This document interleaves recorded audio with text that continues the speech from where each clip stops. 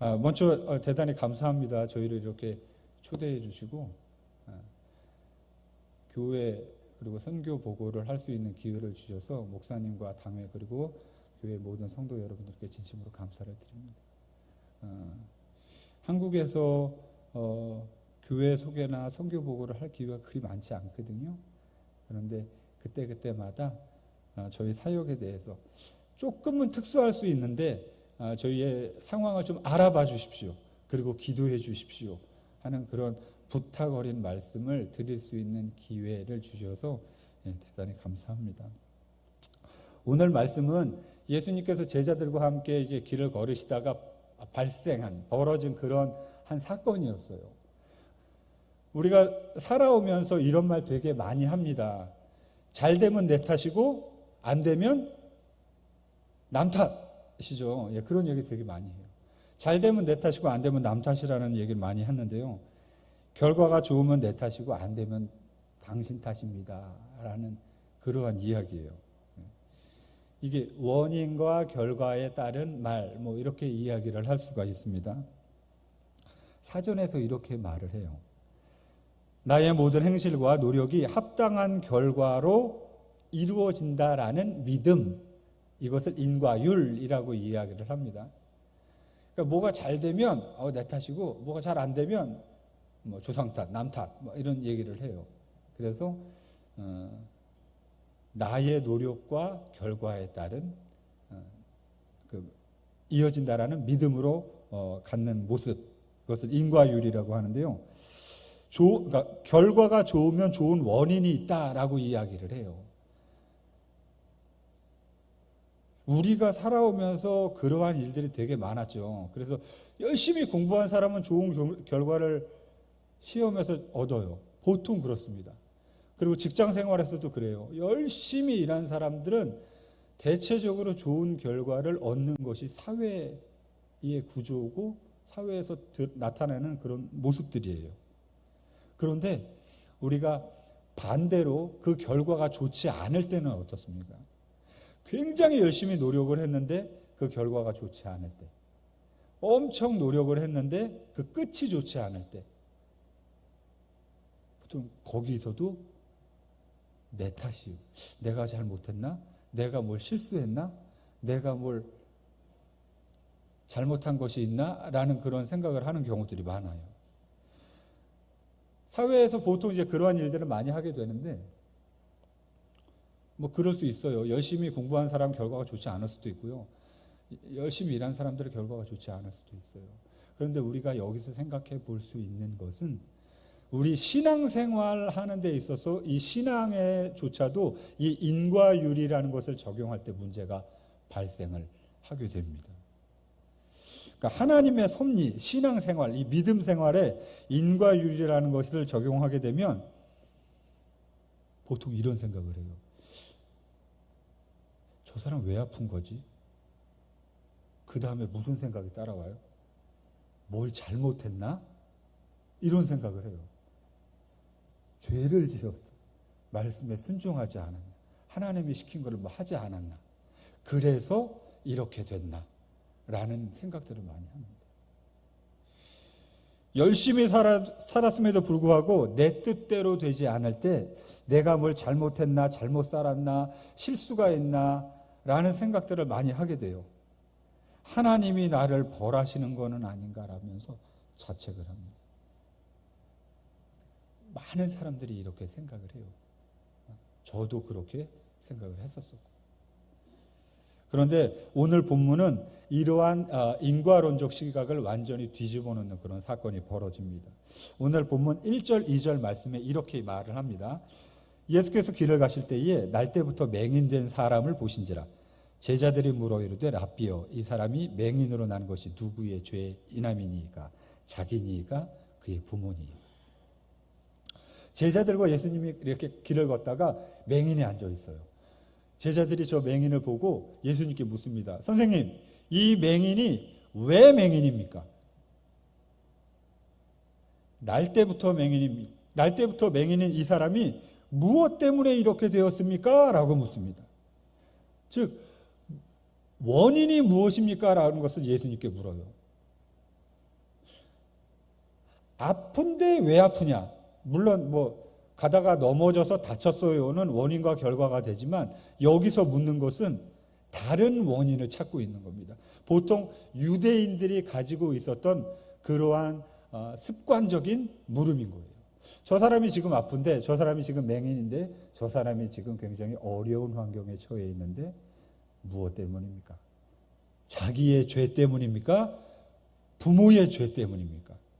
당시 사람들, 유대인들이 가지고 있던 생각들이 이렇다라는 거예요. 저 사람이 지금 일이 진짜 안 되고 있으면, 저 사람이 지금 몹쓸 병에 걸려 있으면, 저 사람이 지금 굉장히 어려운 환경에 처해 있으면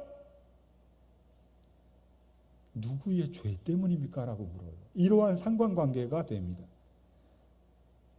그런데 오늘 우리도 이렇게 생각을 하는 경우들이 많아요.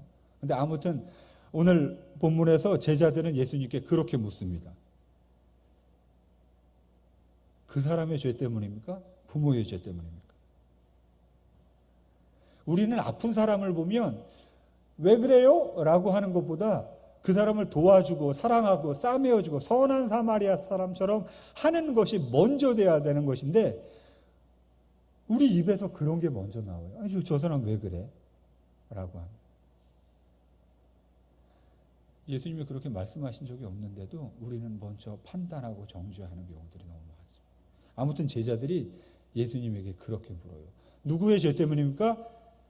자기입니까? 아니면 부모입니까? 이 말씀을 들은 예수님께서 3절에 이렇게 대답을 하십니다. 같이 볼까요? 시작. 예수께서 대답하시되 이 사람이나 그 부모의 죄로 인한 것이 아니라 그에게서 하나님이 하시는 일을 나타내고자 하심이라. 아멘. 이 한마디가 모든 것을 바꿔놔 버립니다. 예수님은 제자들의 불행의 원인이 무엇입니까? 라고 묻는 것에서 그래 저 사람의 죄야? 아니야. 저 사람의 부모 때문에 그래? 라고 나와야지 맞는데 제자들은 그렇게 듣고 싶었는데 예수님은 거기에 대해서 그렇게 말씀하지 않으세요. 예수께서 대답하시되 이 사람이나 그 부모의 죄로 인한 것이 아니라 그에게서 하나님이 하시는 일을 나타내고자 하십니다. 라고 말씀을 하게 됩니다. 놀라운 사고의 전환이에요. 고통의 원인을 묻는 곳에서 그 고통 속에서 하나님이 무엇을 하실 수 있는지에 대해서 말씀을 해주세요. 지금 제자들은 현상을 바라보고 있지만 예수님께서는 그 현상 속에서 하나님이 무엇을 하실지에 대해서 말씀을 하시게 됩니다. 물론 사람 아플 수 있어요. 힘들 수 있습니다. 어려울 수 있고 고통스러울 수 있어요. 그런데 왜 그렇습니까? 라고 묻는 것이 아니라 하나님이 이 아픔을 통하여 무엇을 나타내시고자 하십니까? 라는 것을 예수님은 말씀하고 계신 것입니다. 고통을 통해 하나님이 무엇을 하시는지를 보는 것으로 예수님은 그렇게 제자들에게 말씀을 해주세요. 실패의 이유를 추적하는 곳에서 하나님이 이 상황에서 무엇을 행하시는지를 기대하는 것으로 우리의 시각이 바뀌어지게끔 예수님은 말씀을 하고 계세요. 예수님은 맹인의 문제를 문제로 보시지 않았습니다. 내 삶의 오개티로 보지 않으세요. 내 삶의 힘들고 어려운 상처의 흔적을 그렇게 내가 보는 것처럼 보시지 않으셨다라는 말씀이에요. 그리고 그렇게 말씀하십니다. 너희의 고통을 더영하여 하나님이 무엇을 하시는지를 나타내고자 하십니다. 그렇게 말씀을 하세요. 그렇게 말씀을 한 다음에 6절, 7절에 이렇게 합니다. 이 말씀을 하시고 땅에 침을 뱉어 진흙을 이겨 그의 눈에 바르시고 이르시되 실로암 못에 가서 씻으라 하시니 이에 가서 씻고 밝히 보고 왔더라. 사실 오늘 요한복음 9장 1절로 7절 이하의 말씀은 생명의 빛이신 예수 그리스도를 드러내고자 하는 그런 말씀이에요. 그래서 날 때부터 맹인된 그 소경이 눈을 떠서 세상을 보고 그렇게 바라보고 싶었던 빛을 보게 되는 것이 말씀의 핵심입니다. 그런데 그 안에서 우리가 정말 그 맹인된 자의 모습 안에서 우리가 할 수 있는 것이 무엇인가라는 것을 볼 때 어제도 앉아 있었던 맹인이었어요. 일주일 전에도 그 자리에 앉아 있었던 맹인이었습니다. 1년 전에도 앉아 있었던 그 맹인이었어요. 그는 지금까지 살면서 한 번도 이 자리에 오는 것을 거르지 않았었을 거예요. 왜? 낳고 싶었으니까요.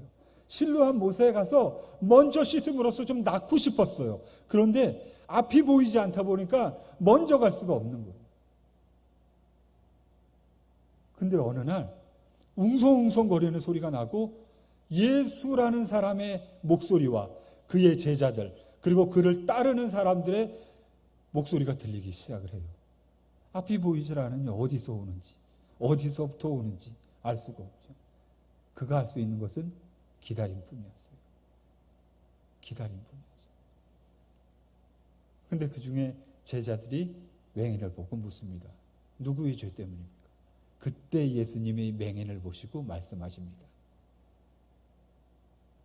그리고 오늘 말씀 6절 7절에 이 말씀을 하시고 땅에 침을 뱉어 진흙을 이겨 눈에 바르시고 실로암 못에 가서 씻으라. 여러분 맹인된 사람 눈에다가 진흙 바르고 가서 씻으라 그러면 눈이 떠지나요? 안 떠져요. 전문용어로 야매라고 하죠. 이거 안 돼요. 될 일이 아닙니다. 큰일 나요. 지금 잡혀가요. 근데 예수님 그 말씀하셨어요.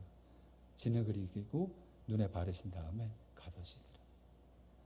일면식도 없는 맹인이었어요. 예수에 대해서 잘 알지 못했던 그냥 들어왔던 누군가가 와서 그렇게 이야기를 합니다. 그가 행했던 것은 예수의 말씀을 듣고 순종한 것이었어요. 그랬더니 어떻게 됩니까? 예수를 보게 됐어요. 지금까지 한 번도 볼 수 없었던 그의 삶 속에 빛이 들어옵니다. 세상에 빛이 들어오고 생명의 빛인 예수를 보게 되고 그래서 그는 기뻐서 어쩔 줄 몰라 하게 돼요. 예수님의 말씀은 선언에 그치지 않습니다. 그렇게 행동으로 옮기시고 우리에게 말씀하십니다. 가서 씻으라. 이 장면은 한 인간의 삶 전체가 하나님의 영광을 드러내는 삶으로 바뀌어지는 장면이에요. 모두가 외면했던 삶 속에서 저 사람은 저러다 죽을 거야 라고 하는 그런 삶 속에서 예수를 만난 그 순간 그리고 그의 말씀을 듣고 순종했던 그 순간 그의 삶 속에 하나님의 일을 드러내는 삶으로 바뀌게 됩니다. 저희 사역지에 이삭이라는 아이가 있어요. 이제 화면 한번 보여주시겠습니까? 저 애기입니다. 여기서 보면 오른쪽이죠. 오른쪽 이쪽 끝에 저기 아버지예요. 아버지가 70에 아기를 낳습니다. 70에. 69에 나셨네요. 어찌어찌 하다가 나셨어요. 예. 저희도 깜짝 놀랐습니다. 그러시면 안 되는데 근데 69세에 만난 분이 44이었어요. 네. 굉장하죠. 40, 30년. 근데 저들의 삶이 그렇습니다. 그러니까 좀 벗어난 얘기는 한데 저희가 사역지에 처음 갔을 때 이렇게 신방을 다니잖아요. 다니다가 보면 여자분이 혼자 사세요. 여기도 혼자 사세요. 저기도 혼자 사세요. 남편이 갔습니다. 네. 그래서 남편이 갔는데 아내가 5인 집이 있었어요. 그러니까 이게 결혼이 아니라 그냥 동거의 개념입니다. 그러니까 여기 살고 이쪽에 있다가 저쪽에 있다가 보니까 다 이제 한 남편. 그러니까 할아버지도 크게 다르지 않은 그냥 그런 습관적인 삶으로 사셨을 거라고 생각을 해요. 아무튼 69세 아이를 얻은 아이, 저희 교회 그래도 성도이십니다. 매주마다 오셔서 말씀 들으시고 예배 참석하시고 되게 신실하셨던 분이신데 어느 날 갑자기 아기가 팍 생겨버렸어요. 저희도 깜짝 놀랐지만 그래서 그 아이의 이름을 지어주십시오 해서 늦은 나이에 아이를 얻었다 그래서 그냥 이삭이라고 하십시오 해서 이삭이가 됐어요.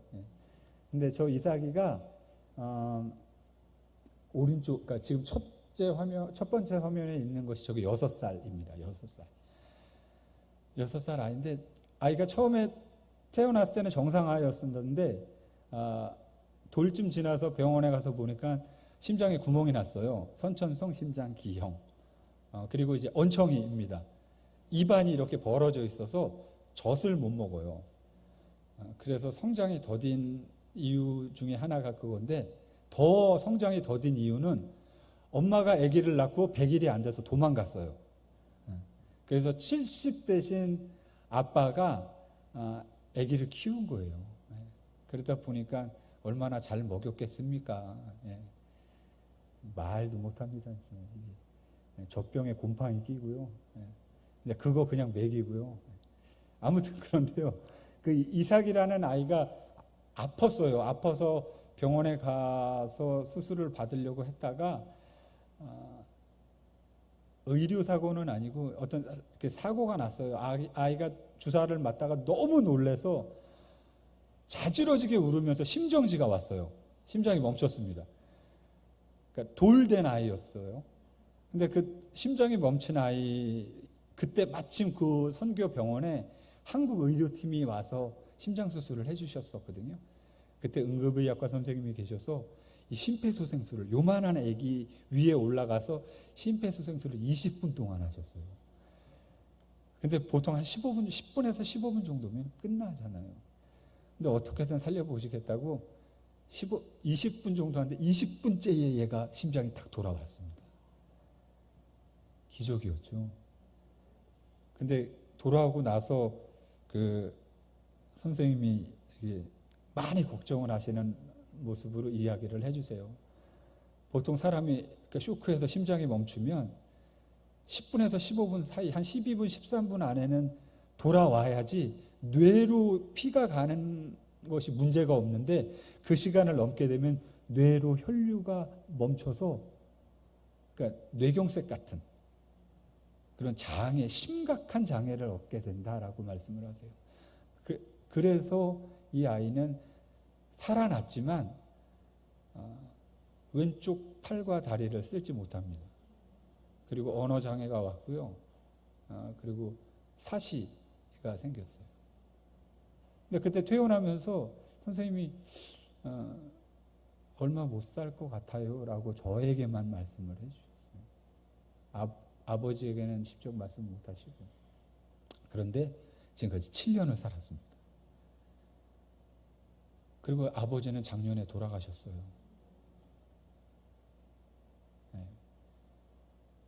그 보호자가 없잖아요. 가운데 사진이 이 아버지의 직계딸입니다. 직계딸. 얼굴이 닮았는데요. 그 딸은 너무너무 저 아이가 싫었어요. 배다른 아이인데 자기가 이제 돌봐야 돼요. 가족이 없거든요. 자기는 나가서 뭐 일하고 싶고 돈 벌고 싶은데 어느 날 갑자기 혹도 정말 큰 혹이 생겨버린 거예요. 그래서 이제 그 누나가 돌보게 됐는데, 집이 지금 첫 번째 사진에 있는 저런 양철집이라서 누나가 33살이에요. 33살 된 여자와 7살 된 장애 남자아이가 살기에는 저 양철집이 너무 어려워서 지금 저희 센터로 쓰고 있는 교회로 들어와서 살라고 얘기를 해서, 가운데 사진이 저희 예배하는 곳입니다. 거기서 살고 있어요. 그리고 이제 맨 이쪽 사진은 이제 예배 드리는 이삭의 모습인데, 알아들어요. 근데 말을 못하고요. 행동하고 걷는 거는 아직 못합니다. 그리고 아직 기저귀를 차야 해요. 수대변을 가리지 못해서.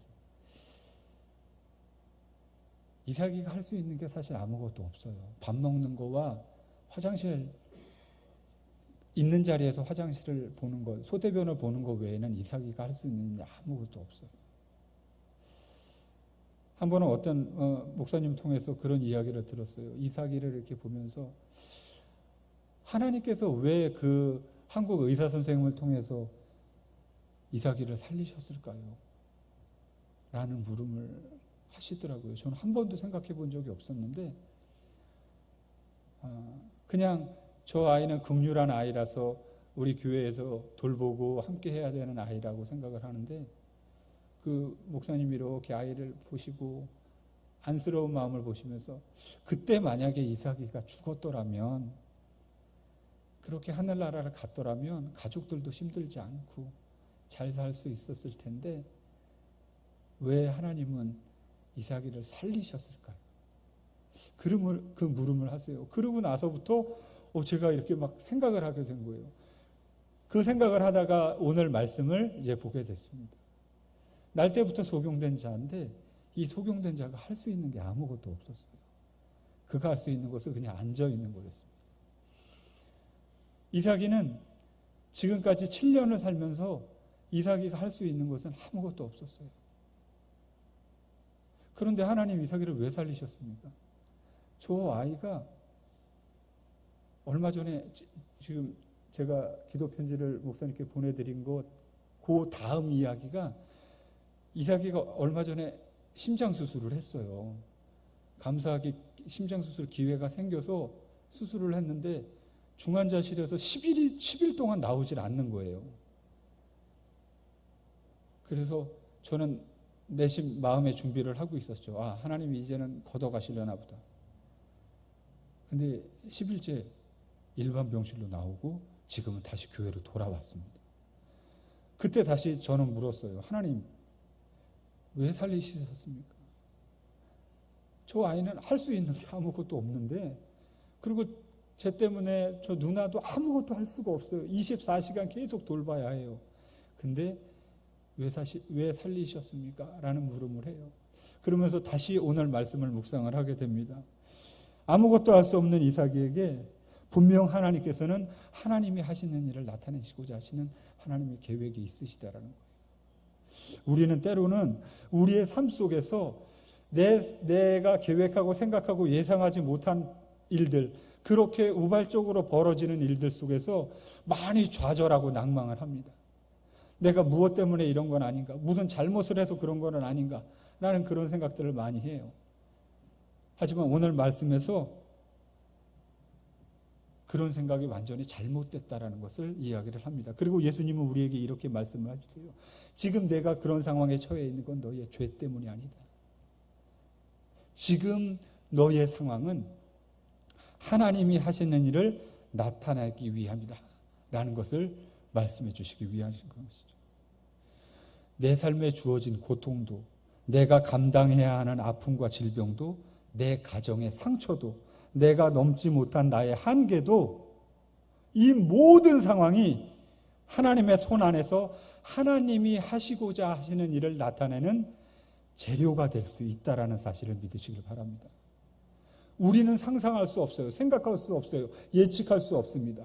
아무것도 할 수 없는 이삭이 할 수 있는 것은 앉아있는 것밖에 할 수 없는 그런 맹인을, 다가온 예수님, 그에게 말씀하신 그 말씀을 듣고 순종하여 나아갔을 때 그 맹인의 자리에서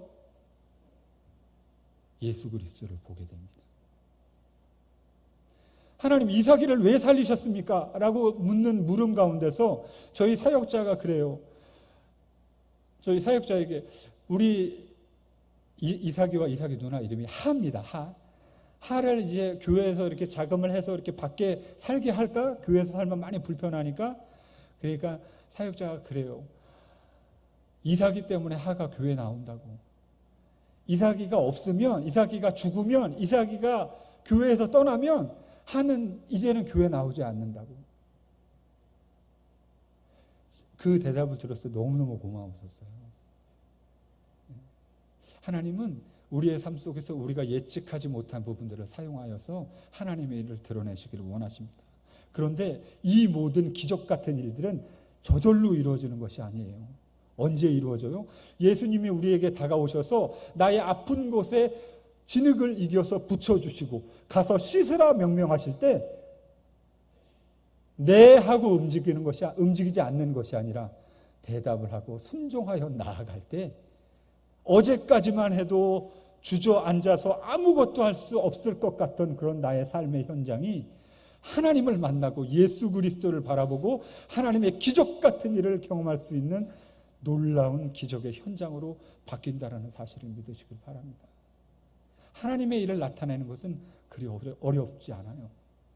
지금 비록 내 삶이 낭망하고 좌절하고 힘들고 어렵고 고통스럽고 아프고 넘어져서 무릎팍에 피가 철철 난다 하더라도 하나님, 나의 삶을 통하여서 하나님의 일을 나타내시옵소서.